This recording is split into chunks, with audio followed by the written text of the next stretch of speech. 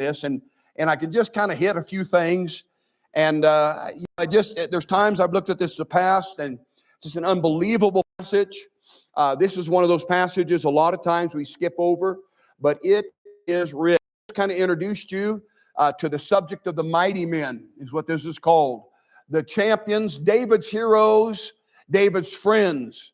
And this is a eulogy. This is David's eulogy. Now, usually a eulogy means good, the EU, and then logos, the word, means a good word. When somebody has done something, accomplished something, or especially at a funeral, we call that a eulogy, and that's not time to bring out bad things, and usually a eulogy is flowery. It's a good word is what it means. And this is David's eulogy. He writes it himself. But he doesn't write about himself. Almost the entire chapter is others. And I want you to think about this today. This is the last words of David. I already gave you kind of an introduction to this. What that means in verse number 1, it says they're the last words of David. It's kind of strange. It means that last word means to be in the west looking east. Again, I love the Bible. It is so pictorial. It is a pictorial book. The Jewish people love those picture preaching. And it means that David is in the sunset of his life, and he's looking back towards his earlier years. He's in the west, and the sun's setting. We would say that he's in the sunset of his life. The sun's setting on his life. And when he's facing the sunset of his life, he's an old man. This is at the end of his kingdom. He's got one more chapter, and then he's such an old man, he can't even get out of bed. And so he's looking back east. He's looking back of what his life has entailed. And it's fascinating to me. He doesn't bring up his exploits. You know, he's not like writing Hitler's Mein Kampf, My Struggle, where he tells about what he thinks is important, or Profiles of Courage from John F. Kennedy, where he writes, and it really was probably even the scholars say he didn't write it, it was ghostwriter, but Profiles of Courage, 8 men that he said struggled in life and helped him be what he is, or Obama's Dreams from My Father, which they've admitted is pretty much a conglomeration of several men put together of all of the things of why he's so great. Now, David doesn't do that. It's fascinating to me. He doesn't tell you that he was this great warrior that as a boy was given the control over 10,000 warriors. He doesn't brag how his men would die for him. He was such a warrior even as a youth. He doesn't brag about his as a boy that even before we even fight Goliath, the man said, I've seen a son of Jesse. He's a man of valor, of war. I think of that. What did he do as a boy for others to look at this youth and say, this kid's a fighter. This kid's got courage. This kid's an unusual kid. He's a man of war. This was before. And I think, what were the exploits of David as a youth? That even others looked at him and said, that kid's a fighter. He's going to do something. And I love it. It says he was comely. That means he was handsome. But most of all, I love how it ends. It says, and moreover, to cap it all off, the Lord is with him. Man, what a guy David was. And I said this a little bit last week. I feel inadequate on preaching on him almost, that he was a military genius. He was a powerful man. He was courageous. Again, God said about David one time, he said, I have given you, I took you from the sheep cot. A sheep coat is what they called it. A little sheep, you watch sheep, usually the little slave boys or the little stripling, as he was called by Saul, the little bag of bones, little young boy. He's not even matured yet physically. He's just a youth. He's not even hit maturity yet. What was it about him that others saw that he had a walk with God? He was a powerful man. He was courageous. We know that meant how brave he was. I honestly think Alexander the Great, when they took that, they were on the march and they were all dying of thirst, and his men got together and pooled all their water they could with the drops left, and they put it in a helmet and they handed it to Alexander the Great, and Alexander the Great poured it on down. I have a sneaking suspicion he might have known some Bible, because that's exactly what David did in this passage. when David was reminiscing about his life, and he was standing there looking, and I've been where the caves are, and it's just over the hills, about 10, 12 miles. It's a little town of Bethlehem, and David was standing there. You see that down there. Look at 2 Samuel 23. It says that David was standing one time, and he just longed. Look at verse 15. And David longed and said, oh, that one would give me a drink of water of the well of Bethlehem, which is by the gate. If you ever reminisce, I said a little bit about that in Sunday school, and you reminisce. It seems like my dad's getting wiser and wiser. Ian and I were talking after Sunday school, and he was sharing some things he remembers now. As a youth, you get upset at your parents, and then as you get older, you think, man, they had so much patience, more than I thought. I remember one time, my dad had a pretty good sized ranch in Nebraska for that area anyway. It wasn't like out here, but it was a lot more moisture, so they didn't need as many acres, but it's a pretty good sized ranch for that central part of Nebraska. And I remember being away, and I miss it. It's funny to me, I only lived there 17 years, but I still dream. It's funny, you dream. I think, man, I'm 66. You'd think I'd be dreaming about stuff now going on, but you ever do that where you think maybe you're back home and you dream about, it's just amazing how powerful those first few years are. And I remember one time just kind of missing being back home there in Nebraska, and I got to thinking about all those acres and how I could name every hill, every ditch, every single one of them. And I just, in my mind, just sit there and reminisced a little bit and just thought about walking up the hill and going out in the cow pasture and maybe going over what we called the triangle or the 80 or the 440 or the Slocum place. We called different acres. And I could do it pretty good here today. I'm sure it's changed in 50 years, but as a kid, I could name every single crevice because I walked it, I rode it, I worked it all my life. And David's thinking back about his youth, and I want you to stand, and I'm going to read. I'll read, you just follow along. Some of the names we're not going to get to, but I want you to think about this, the last thoughts of David. And I want you to kind of think about this too. David didn't have an easy life. It was a tough one. And we look at David's life, and we usually think, well, he's always sitting under a tree playing a harp, but that was really his early years. I think they were probably his best years. I'm thinking of a preacher right now, wrote a lot of books, but he himself said when he was 21, he wrote a book called Blue Denim and Lace, and I've read the book often, and it's filled with, some of the most fantastic sermons that I've ever read, probably about 20. And the preacher said he was 21 years old when he wrote that, and wrote a lot of the books, but I kind of think that was they call it the magnum opus, your great work, the great accomplishment.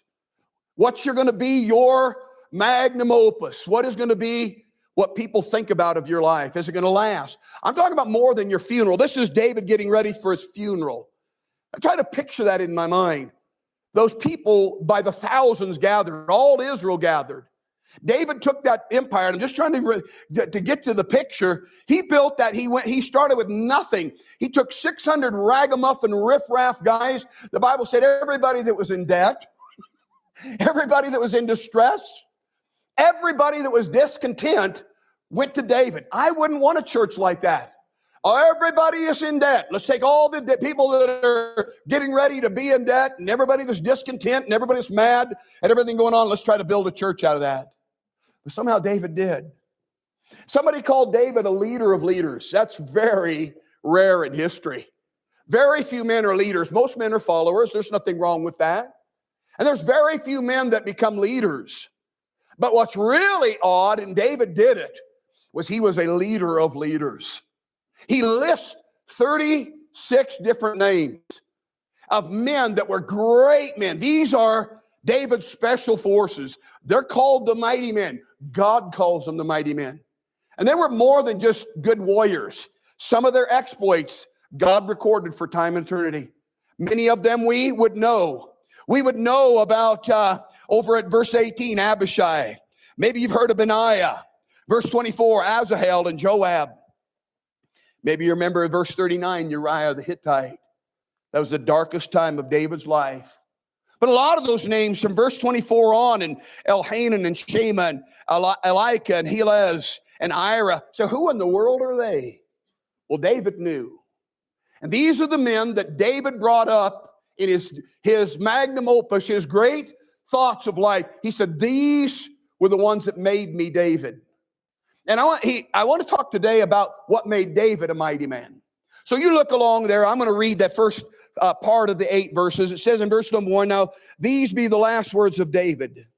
David, the son of Jesse, said, the man who was raised up on high, the anointed of the God of Jacob, and the sweet psalmist of Israel said, this is David's own writing. He said, the Spirit of the Lord spake by me, and his word was in my tongue. The God of Israel said, the rock of Israel spake to me. Here's what God said to him. He that ruleth over men must be just, ruling in the fear of the Lord. And now he's not just thinking about himself, because he knows he's not talking about just himself. He knows this is his responsibility, but he said, but I can't do it. I'm not qualified. He's talking about Jesus Christ. He says in verse 4, he shall be as the light of the morning. When the sun riseth, even the morning clouds, as the tender grass springing out of the earth by clear shining after rain, although my house be not so with God. Man, what a statement. I admire David so much for even a statement like that. He's being brutally honest. He's thinking about how he messed up in life, and he doesn't try to hide it. One of the ways I think it's beautiful is him including Uriah. See, David wrote this. He could have easily blanked out Uriah's name. I'm trying to teach this passage, but I want you to look at verse 39. It says Uriah the Hittite. Look at this last phrase, 30 and 7 in all. But if you'll count, there's only 36 men. There's somebody missing. It amazes me who David did include and who David left out. Let me explain something. Let me finish reading, and then I'll let you sit down. Verse number 5, he says, although my house be not so with God, yet he hath made with me an everlasting covenant. He said, ordered in all things and sure, for this is all my salvation and all my desire, although may he make it not to grow. But the sons of Belial shall be all of them as thorns thrust away, because they cannot be taken with hands.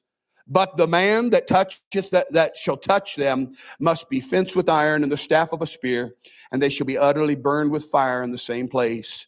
These be the names of the mighty men whom David had. I'll have you be seated.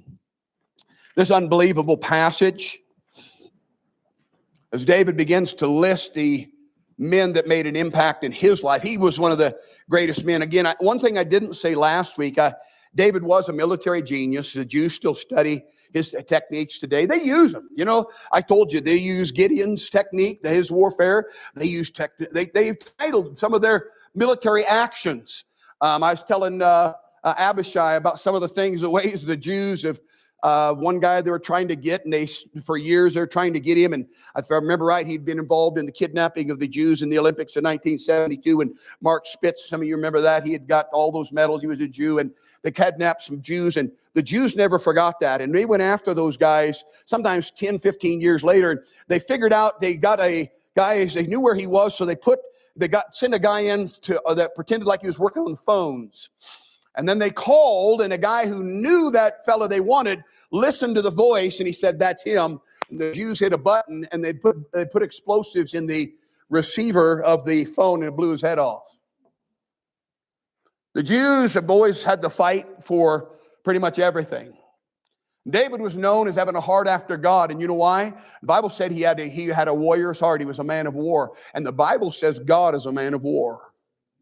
There's parts of David that sometimes seem very brutal to us, and he's a picture of Christ coming back, not riding a donkey, a time of peace, to offer himself as the salvation of mankind. But the next time he comes, the Bible said, I saw heaven open to he that sat on a horse. Job talked about the war horse that paweth in the valley, that smells the battle and begins to paw in anticipation of the war that's going to come. Those horses would know. And they'd get wound up. Man, there's times we'd work horses, and I don't like them for normal because they just totally wear you out. But if they know that you're going to be racing and you're going to be needing them to move, they'll start prancing. They get ready to go. And they would train those horses. Those horses would understand we're about ready to go into war. And it'd be like these lepers honors. I said my wife and I'd go to the lepers honors, and I got about 10 minutes into that, thought I'm ready to go. We didn't because there's too much money, but you know, you can only see a horse jump so many times. But I watch those lepers honors, and they'll jump in the air and kick out with both feet, or they stand up on their back legs and do this. Well, I know why they train them to do that. They're training them for war. They train them to jump over the first line and kick out with their feet a man's head off, is what they taught them to do. They'd teach them to stand up and strike a man and strike the men on that front line and strike them with their feet. They're war horses. And Christ is coming back next time on a little passive donkey. He's coming back, and he says in righteousness, he'd judge and make war. Now, David, he's got these men, and I wanted to tell you, these are an unbelievable group, an extraordinary group of men. It's amazing to me that if David was such a bright, he was more than the sun. He was a quasar that blanked the sun out. If it wouldn't have been for David, many of these men we probably would have still read about, and maybe even more. They were champions themselves. Men like Jonathan. Man, Jonathan was such a man of God. But he was such a man of God.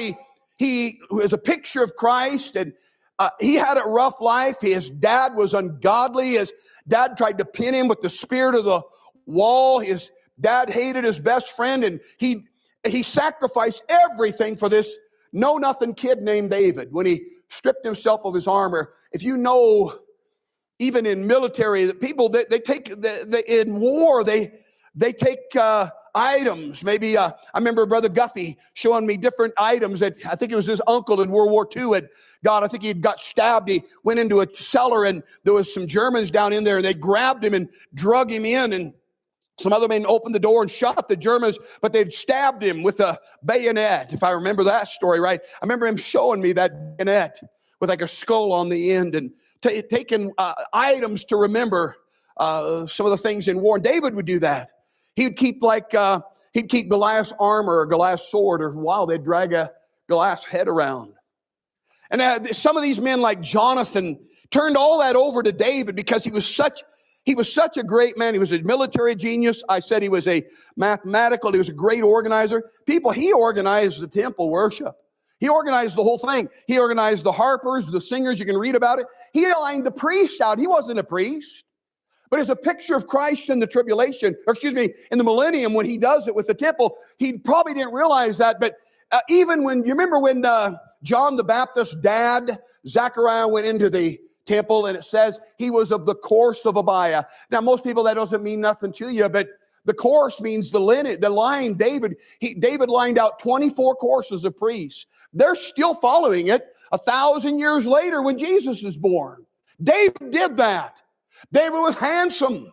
He was brave and courageous, even as a boy. But the one thing I left out that's so impressive to me was he was so humble.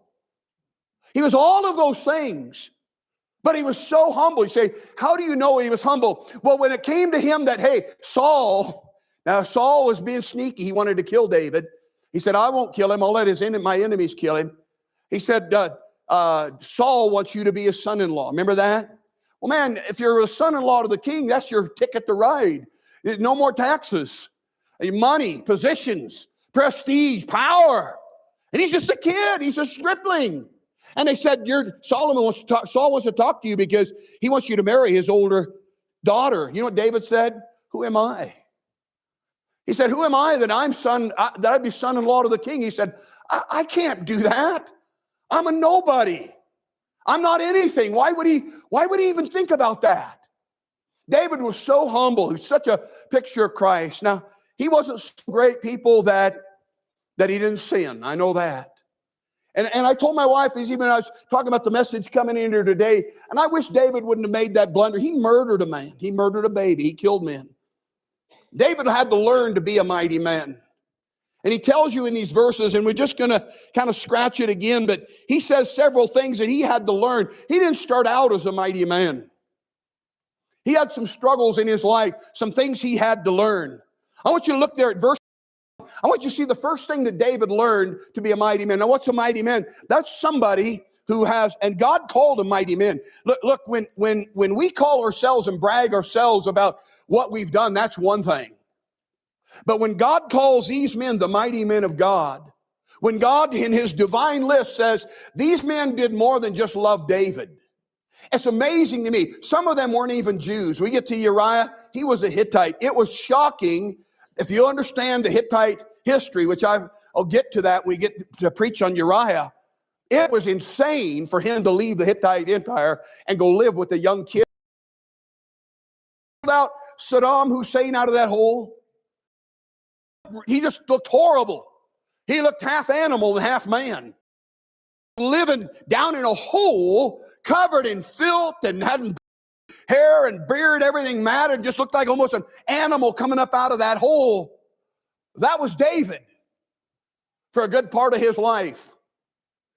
See, we look at David and we always think, well, he was a mighty man. He became a mighty man. And he's going to tell you what happened. I want you to look at verse number 1 again. These be the last words. Now, we already hit a little bit on that. I'll hustle through this. He said, I'm the son of Jesse. Now, again, that may not mean a whole lot to you, but he's saying something. Look over at verse 6, the sons of Belial. That isn't a good thing. Sometimes when they talk about us being the son of, again, 24 times in your Bible. ChatGTP isn't the way to get your doctrine. I try to use it, try to like an e-sword, maybe saying, hey, because I'll get on e-sword and say, how many times this used? And I checked ChatGTP real quick. I said, how many times the phrase son of David in the Bible said 17? I'm glad I checked my own self. I'm glad I checked my Bible. That's not true. You better be careful where you get your doctrine. I've been finding mistakes. They even told me last night I said something. I said, that's not true. And they said, that's good observation. You're right. You better be careful on getting your doctrine from it. 24 is the number of God's perfect government. And 24 times David is called this. The Bible talks about David and even Jesus Christ being the son of David. I used this illustration last week. When Jesus sat across that fire and he looks at a backslidden man who's got away from God and he says, Simon, son of Jonas. You understand what he's saying? Not only was dad named Jonah, he probably kind of slamming Peter, said, hey, Simon, backslidden preacher, Jonah. Yeah, they made the connection. Simon, what are you sitting here for? Are you love fishing better than me? You love me better than these other guys? What are you doing here? Feed my sheep. Feed my sheep. Then he says, feed my lambs. Son of Jonah, son of backslidden preacher, what are you sitting here for? But when you were called the son of David, that meant you are the inheritor and you were straight from his lineage, and there was some blessings that came with that. When David is here saying, look, I'm the son of Jesse, Jesse wasn't all that hot. I don't think he was very spiritual. I think Jesse was spiritually blind. As far as I know, I don't ever see him really backing David ever. I quoted a couple verses for you that have stuck out to me. David said, when father and mother forsake me, then the Lord will take me up. I don't think Jesse saw anything in David really worth seeing. I know when he was a boy and the preacher said, get all of your sons, he forgot all about David. And little old David was out there and he said, well, something's not right because God doesn't want any of these boys. He told me it's one of your boys. Are you sure all your boys are here? And he said, well, the runt, the lad, the kid, behold, you got to be kidding me is what that means. You're kidding me. The little runt, you mean? Behold, he keepeth the sheep. He said, we're not doing nothing until you call him in here. Jesse didn't think he was very spiritual. I don't think he ever really did. One time David said, I looked for comforters and I found none. His dad maybe rebuked him. Man, when you got to pick up and run because your son is a hunted man by the king of the country, Saul, he's trying to kill all of David's line, and dad and mom got to get up and leave their house, and they got to go live in a hole with their son. I can see him maybe saying, son, you're crazy. This is nuts. We're living in a hole because you got this fantasy that God's got his hand on you. But God looked at that phrase, the son of Jesse, and he made it a prophecy. The Bible says about that God said about the Messiah, in that day there shall be a root of Jesse, which shall stand for an ensign to the people. To it shall the Gentiles seek, and his rest shall be glorious. He said when the Messiah comes, he's coming out of that line. It amazes me. He's doing what David is. He said, you may be coming from somewhere that's nowhere. That's what David says, but hopefully you're growing in your life and God has changed your life. Because in verse number 1, he tells you where God, he makes a discovery of where he came from. I was a nobody. These are my last words, and I'm the son of Jesse, but I'm the man that God raised up. He set me up on high. That word is Al, not El, Elohim, or El, capital E-L for God or Jehovah Elohim, but A-L. One time it is translated the Most High God. It simply means the one that's raised up to Jehovah. He said, I'm the one God raised up. He took me from nowhere. He's remembering his past. And sometimes people, we get discouraged, and we take it, and Bruce prayed it today, that we take advantage. Sometimes we neglect, that we're maybe taking a little bit ungrateful for what God saved us from. And I think about that. I think about once in a while, I think, where would I have been if I would not have walked that aisle when Jim Johnson preached? Where was I headed? I was headed down. I was headed with my brothers. I was heading to prison. And man, if I'd had to go to prison, I'd have been a very angry person today. My older brothers, they didn't turn that corner till it was too late. And one did, finally. But I think, man, where would I have been? And David's reminiscing. He's thinking back of his life, and he's saying, look, this is where God brought me from. This is what God has brought me from. He said, I'm the man that God raised up on high, the anointed, the sweet psalmist of Israel. See, David's not just thinking about where he's coming from. Now he begins to talk in verse 1 and 2 where he's at. He said, I'm the sweet psalmist of Israel. God spoke through me. People, do you understand David? Sometimes we say, well, I wish I could be like such and such in the Bible. To be a mighty man is simply somebody that God has his hand on, that God uses to influence others. Don't you want to do something in your life that lasts?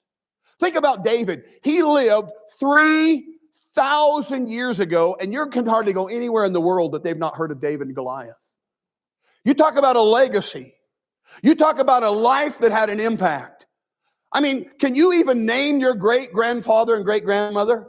How about your great-great? You probably can, unless you're on Ancestry.com. And you probably got them written down, but you couldn't name them now. They've lived, and it's like they never even lived. Is that how you're going to end your life?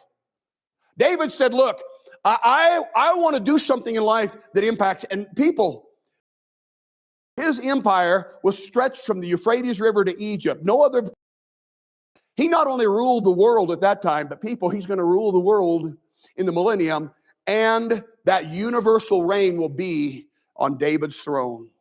If you think about what the choices that David made, how did David become a mighty man? One, he had to learn reverence for the plan of God in his life. He had to learn to respect and yield to the trials of life. See, we look at the Psalms, and sometimes we say, well, man, I would like to be like David and be so blessed of God. Maybe better think on that. When you read Psalms, it's not pushing up daisies. Most of the Psalms are, David is in trouble. I said, I love some of them. I love praying them. Deliver me, oh God. There's times I just pray that. Deliver me. And I've got to have God's deliverance. Or David will say, save me, oh God. I like that one. For I sink in deep mire, for the waters are coming into my soul. Man, I like that one.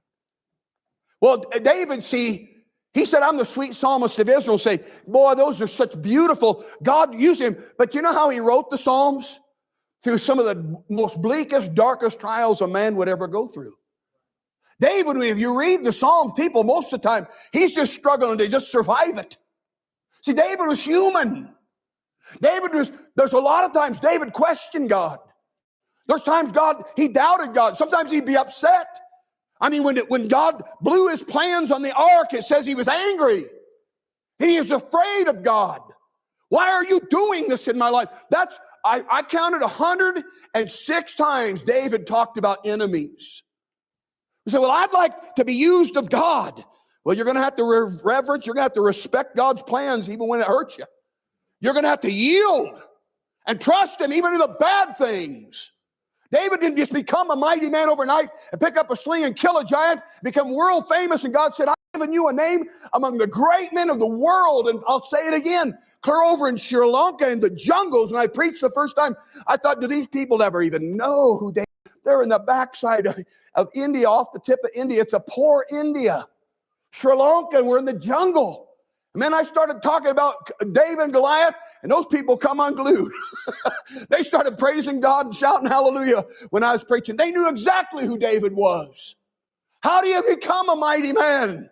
Was it overnight? No, he was learning. It's amazing. If I had time, we could go through how David learned to respect God, reverence God, to wait on God. But it took some suffering. All of those Psalms, how many people have been blessed? Think of the last 3,000 years. How many people have been encouraged? The Lord is my shepherd, I shall not want. Yea, though I walk through the valley of the shadow of death, I'll fear. Have mercy upon me, O God. Wash me, and I'll be clean. Purge me, I'll be whiter than snow. Folks, those letters were written when David was living in a hole. He had to learn to reverence and take the tough things in life and say, if that's God's plan, I'll do it. He had to learn to reverence the plan of God. He had to discover that. He said, yeah, God spoke to me.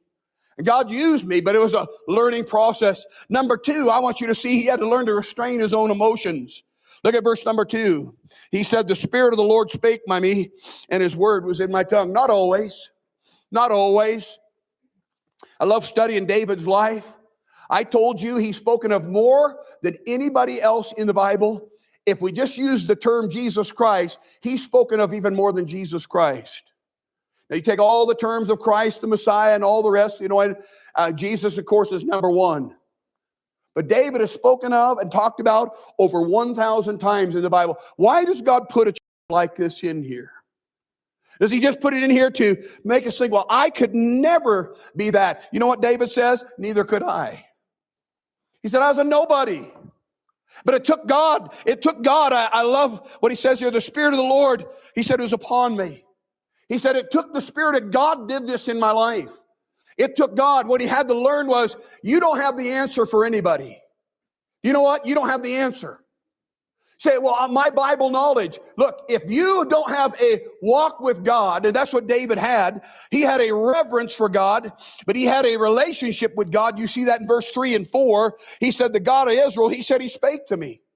You have got to have a close walk with God. You have to respect what God's done in your life, even the tough things that hurt you. If you spend all your time fighting them.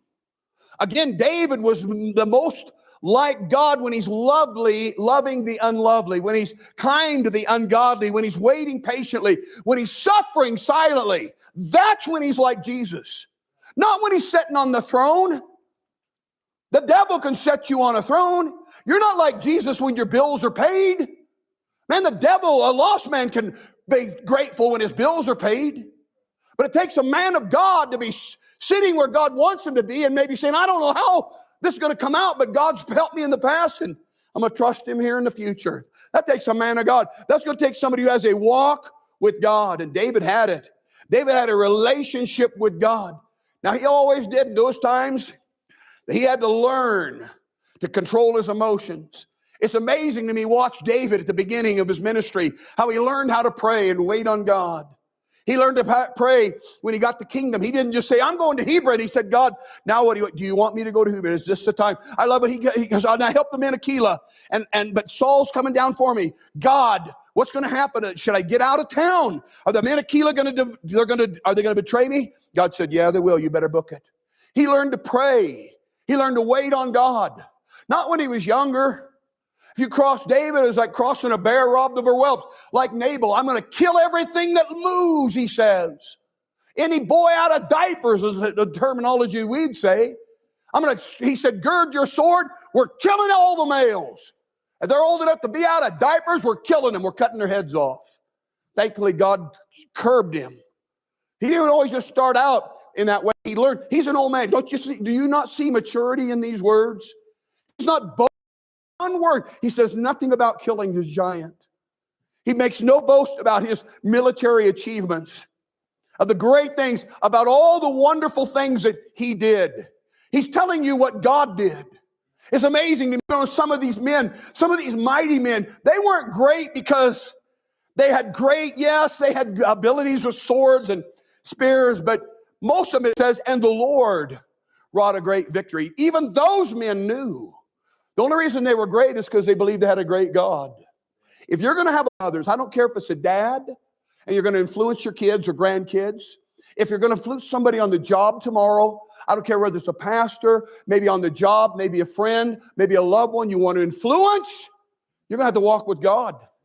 You're going to have to trust God. God's seeing whether you're reverencing Him, whether you're restraining your own emotions. And David had to learn that. And then the third one I said was a reliance on God in verse 3 and 4. He had a personal walk with Jesus Christ. Look what it says in verse 3. The God of Israel said, the rock of Israel spake to me. He knew who that rock was. Would you turn the page back? A great chapter for you to read. Look at 2 Samuel 22. Say, well, he's just talking symbolically. He didn't really know what he was saying. Oh, he knew exactly what he was saying. Look at 2 Samuel 22, verse 31. As for God, His way is perfect. The word of the Lord is tried. He is a buckler to all them that trust in Him. You know what your buckler was? That's where you get the word buckle. You know, we talk about pulling up your big boy britches. You ever heard that? Or, you know, they gird up your loins. That's where your strength is, in your loins. He said, God's your strength. If you're in the martial arts, they say, here's where your strength comes from. He said, He is my buckler. He cinches the whole thing together. He said, He is a buckler to all them that trust Him. For who is God save the Lord? Who is a rock save our God? He knew who that rock was. Paul said in 1 Corinthians 10:4, that rock which followed them was Christ. He had a walk through all of his life. But people, even as a youth, they knew, moreover, the Lord is with him. Not a kind of a semi-quasi, once in a while on a Sunday, you break out the Bible. He had a daily walk with God. He said, God, talk to me. He wasn't a prophet. He was a king. He wasn't a priest. He was a king. But he had a relationship with God. You know the verse when it says that David, one thing have I desired of the Lord, and that will I seek after, that I may dwell in the house of the Lord all the days of my life, to behold the beauty of the Lord and inquire of Him. He said, my desire of life is not to be some great champion, to be known for the next 3,000. I want to know God daily. Let me dwell in the house of the Lord all the days of my life. People, he is not just talking symbolically. He meant it. That's why he said, I'd rather be a doorkeeper in the house of my God than to dwell in the tents of wicked. He said, I'd rather be the guy who greets church people when they come into church than to have all the money in the world. You think he was just saying words? No. He really meant it. When he finished Psalm 23, he said, I will dwell in the house of the Lord forever. And you know what? He will. You know what? God's going to give him that prayer. I just reread it for myself in Ezekiel 34 to 37 several times. David is going to be resurrected. Very plain, it says he's going to resurrect David. He's going to sit for the millennial reign. And he and Jesus are going to build that temple. I said this last week. It dawned on me. David said, I want to do one thing, though, in this life. God. If I could just build God a house. God did a strange thing, people. You know, I watch people in the Bible, very few did they kind of just out of the blue on their own to say, I got to see the power of God. Not very many did. You know, a lot of times God would show up to Gideon. And it'd say, hail, thou mighty man of valor. And, you're going to be a champion. Or Moses, he talks to the burning bush. And I can't. Yes, you are. Usually God kind of found them. Very rarely was there like a Daniel. There was a kid and he hears the news and he goes back to his buddies and says, if God doesn't do a miracle tonight, if God doesn't show us Nebuchadnezzar's dream, we only got tonight. We have got to get a miraculous answer tonight or we're dead. God showed up. That didn't happen too often. Usually God would come to a man like Noah and make a covenant with him. Noah found grace in the eyes of the Lord. And God made a Noahic, they call it the Noahic covenant. But David, when he was sitting on his throne, said, I would really wish I could do something for God, for all he's done for me. And he called his preacher, which is a wise thing to do. And his preacher was Nathan. And he said, Nathan, I would like to do something big for God. And we've had this tabernacle. We've been hauling around the wilderness for 300 years. It was up in Shiloh, and then it was over in Gibeon, and it just seemed like we're just hauling this temple around.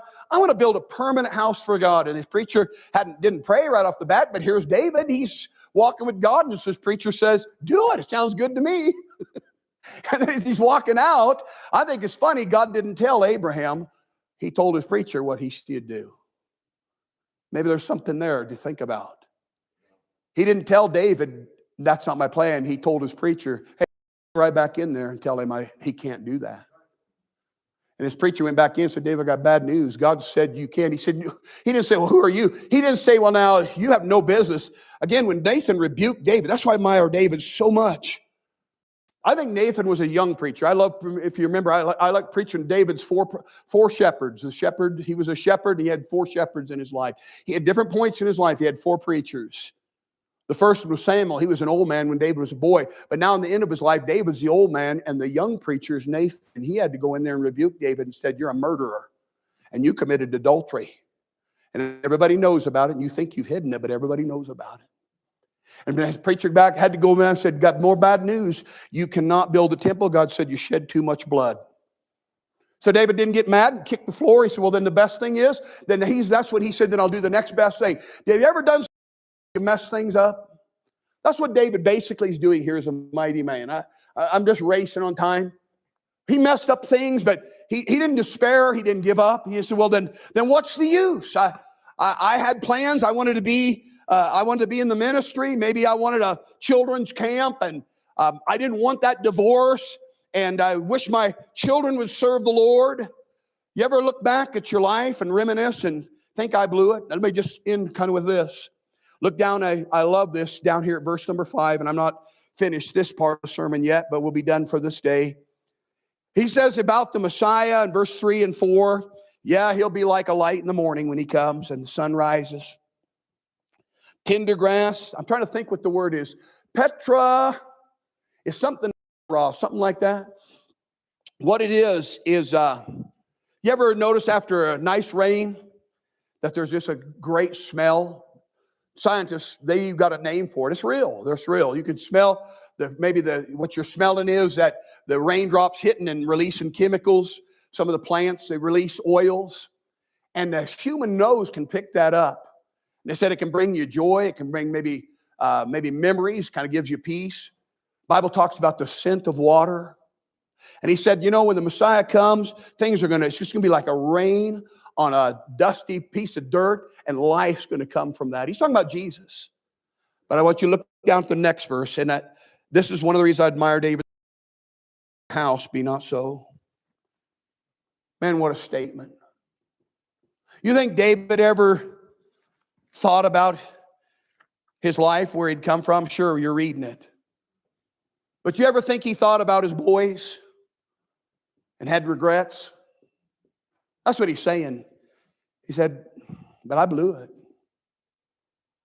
My house isn't what it should be. You think he ever thought about Michal, his first wife? Hey, might have thought, I should have done things different there. I wish I didn't handle that right. I should have done different. Maybe she'd have repented. Maybe we'd have got things right with God. Maybe we'd still be together. You ever do that? You think David ever did? You think David ever thought about Saul and thought, man, he just hates me. I don't understand why. I get it. Well, God, what in the world?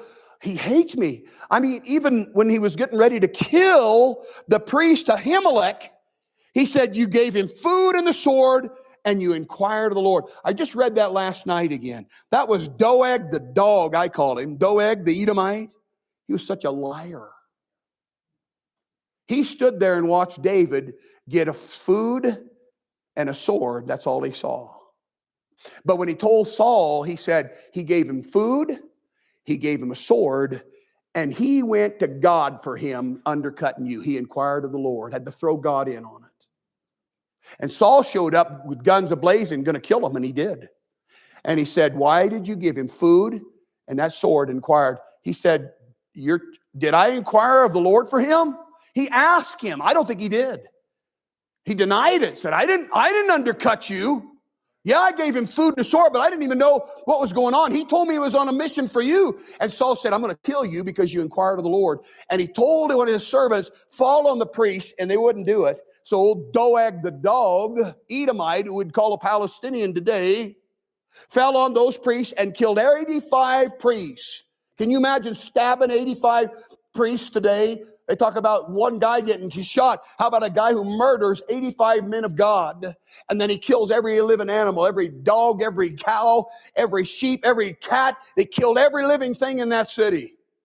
And David, you ever think he thought about that? Thought, God, why that guy hates me? Why are you doing that, God? My house has not been, I didn't think it was going to be like this. When I was a kid and I was anointed king, I thought I was going to the kingdom. Instead, I go into a ground and live like Saddam Hussein lived, like an animal. He was anointed as a boy, probably 16, crowned as king at 30, so about 14 years, I got to live in a hole. You ever think he thought about his boys? Thought, man, I should have been paying better attention to what was going on in my own house. The Bible says, and David our Lord knoweth it not. I was ignorant as a parent. I see that. I see that here. I see it in my own life. I'm not jumping on people, but a lot of times parents are ignorant. I've been ignorant. I've had preachers tell me stuff, and I kind of let it go in one ear or the other to my detriment, to my failure. And I see a lot of couples, sometimes I'll tell you stuff, and I can see it on your face. You kind of let it in here, and you let it run right out here. I said, well, I told you, you better listen to what I'm saying. I called one of the preachers out of our church, and I warned him about a camp. And I said, that guy, I've been told, I said, I'm not trying to spread gossip, and I would not tell you this, but you better not send your kids to that camp. That guy we had somebody that told us he molested her. And I know the camp, and I know who's running it. I said, you better not be ignorant. I said, when I went down to Eufaula, and they had all the boys home there, and I was down there for vacation, man. Bruce, I think you were even with us then. And I had all my kids, and they had camels and donkeys and emus, and I was just we're having a good time. Yeah, kids run. And Jerry McDonald ripped into me. I didn't enjoy it. I was embarrassed. He's the preacher of the big deal. He tore into me. He said, some of these boys are rapists. Some of these boys have stabbed people. You're letting your kids and your daughters run around? Oh, I hadn't thought of that. I was ignorant. David said, man, I should have done different. I should have done different. I wish I'd have done different on Tamar and Amnon. I should have been paying attention. It's funny that his cousin Jonadab knew what was going on. I didn't catch it. I didn't catch what was going on right behind my back in my own house. I should have done different. I should have paid attention. Absalom, even though he was back, it was all a ruse. He gets those sheep shears and stabs his brother to death. I should have done that different. I should have worked with those boys more. You think he ever thought about Adonijah almost getting him killed and probably would have come up and stabbed his own dad to death? You think he ever thought about that? That's what he's talking about. And I'll end with this. Look at it. Although my house be not so with God yet, I love that. Yet he makes all the difference in the world. He said, look, I did mess up, but thank God, God doesn't ever mess up, is what he just was about to say. Yet he hath made with me, oh, I'm so thankful for this, we won't get into it, an everlasting covenant, ordered in all things and sure, for this is all my salvation and all my desire. Look at the last phrase, although he make it not to grow. Man, what faith. He said, God has done something for me. I cannot believe he did. And we'll look at it next time. He made what was called, the Bible calls the Davidic covenant. Remember I said, Moses is living his life and God shows up and said, I want to make a covenant with you. Moses is living his life kind of in oblivion and God shows up. I'm going to make a covenant with you and all the children of Israel, not with David. Just out of the blue, he said, I want to build God a house. And God shows up then and says, I tell you what, you can't build me a house, but here's what we're going to do. I'm going to build you a house. Now, people, he's not talking about this. We talk about the fall of the house of Usher. The Bible talks about the house of Saul, the house of David, the house of Joseph. It's talking about their line, their lineage, the accomplishment, what they get done in life, the impact, the influence of a mighty man's life. And he said, I'm going to build you a house. And he came up with this thing called the Davidic covenant. And if you're going to heaven and if you've trusted Christ as Savior, you've entered the Davidic covenant. And that is why so many people would cry out to Jesus, Jesus, thou son of David, have what? Mercy on me. One of the main things about a man of God, a mighty man, is they're not mighty and great because they're so wonderful. They were mighty men because they knew that a wonderful, mighty, great God. And I told you this last week, David's second biggest blunder comes in the very next chapter. David was a mighty man. He was a great, but it wasn't because he was so holy. And these men didn't become great because they were so powerful, so skilled. Again, you can write your own memoirs. You can brag about what you've done in life. But when you really are done and your funeral's over and they write your eulogy, in 20 years, will they even care? Will anybody remember you as a great-great-grandfather or grandpa? If you're influential for the Lord, it'll last. See, what you do for Christ, that's why I say if you teach Sunday school, junior church, or you have family devotions, what you're doing, people, is eternal. Sometimes you have family devotions and your kids are yawning and you're tired. But what you got to remember, David, is you're instilling God's eternal word, a relationship. You're trying to get that relationship you have with Jesus. You're trying to instill it into your house, your sons and your daughters. David didn't at the beginning, but he learned to. I told you, he did Solomon different. Say, why did Solomon turn out? Because Solomon, why? In chapter 4 of Proverbs, he said, I was tender and only beloved my father. He taught me also. And David did that, little boy. He had to learn the hard way, though. See, that's what I think about David. Don't learn the hard way. Learn by experience, by burning that matches burned, or like example. And you can learn by David, either by experiencing these things yourselves and say, I don't believe it. Go ahead then. God will let you. But at the end of his life, you see some maturity. He said, I've learned some things. I've learned I'm a nobody, but yet he has made with me an everlasting covenant. It's sure. It don't look like it. I don't see it anywhere. Make it not to grow, but it's coming. And it's going to be what's going to rule this world and eventually rule the universe. We'll see that. Let's stand to our feet and bow our heads for a word of prayer. Father, thank you so much for men like David and these other men. Just their names to us, but they were more than that to David. Yes, they were champions in their own right. They were an extraordinary league of powerful men. Great. Some of their exploits are given here. We read them and say, that can't be. Some of their exploits we would say, I have a hard time believing that. Lord, you made them great not because they could do superhuman actions, but they had a supernatural God they believed in. They did more than just love the man of God, David. They loved David's God. They loved David's God. We see that in Uriah. David influenced even some men in that list that aren't even Jews. Got them saved. We'll see him in heaven someday. David's life, well, he was a mighty man, and he didn't say I'm mighty because of Goliath. I'm mighty because God took me from nowhere and gave me a spirit and changed my life.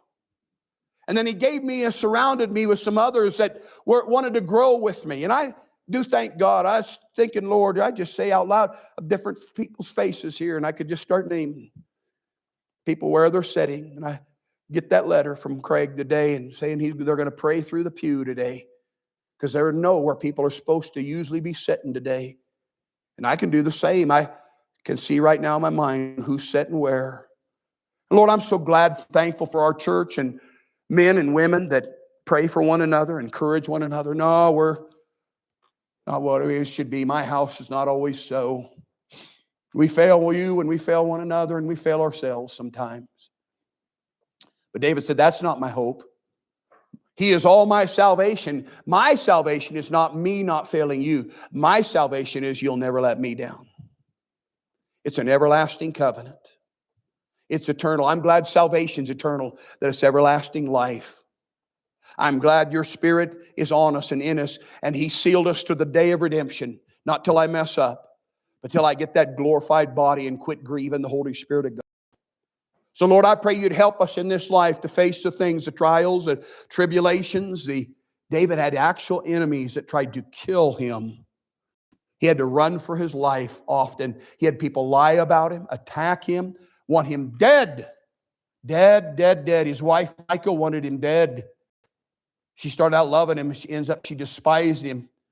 David had to deal with some heavy, heavy things. But at the end of his life, he said, you know, I've made some big mistakes, but God has not. God has promised me some things, and I'm going to hang on them until I'm dead and see him face to face, because God told me those things. He spake to me. We talk. We have a relationship. He's told me his word. I spake his word. He's given me the word of God. Lord, I pray that people would ask themselves right now, how important is the word of God to me? How important is the brotherhood of those mighty men, the church, the fellowship? How important is church really to me? Is it a little tack-on thing once in a while? Is Christ vital to me? I love God, what Paul's driving force, Christ, who is my life. That we'd be honest, is Christ a part of our life, or is Christ our life? Paul said, for me to live is Christ. It's all about Christ. My marriage, what would Christ want me to do? What would Christ want? How would Christ want me to handle this problem, this situation?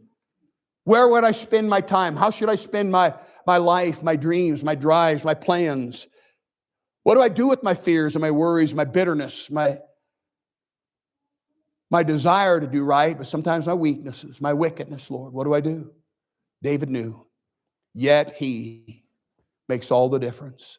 With their heads still bowed and their eyes closed, and when they have the piano begin to play, and I'm asking you to hear today if the Holy Spirit of God, like he spoke to David,